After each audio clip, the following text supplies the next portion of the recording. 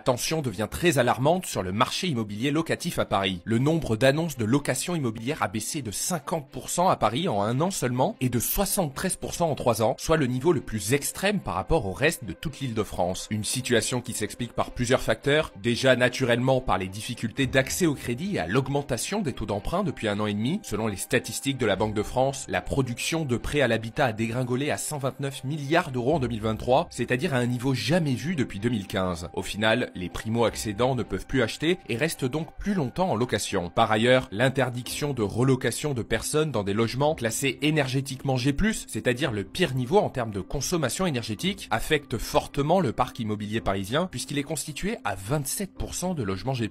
En parallèle, le niveau de loyer grimpe de façon exponentielle dans la capitale malgré l'encadrement des loyers en vigueur depuis 2019. Les loyers ont en effet bondi en moyenne de 4,6% en 3 ans avec une accélération de 3,3% en 2023, ce qui représente plus de 30 € par mètre carré en moyenne. Cerise sur le gâteau, l'impact des Jeux Olympiques qui boostent la location saisonnière rajoute une couche de pression sur le marché. Au final, tous ces facteurs cumulés impactent fortement le marché locatif et accentuent la pénurie de biens à louer dans la capitale. Chaque jour, je te tiens au courant de l'actualité économique mondiale. Abonne-toi pour recevoir les vidéos.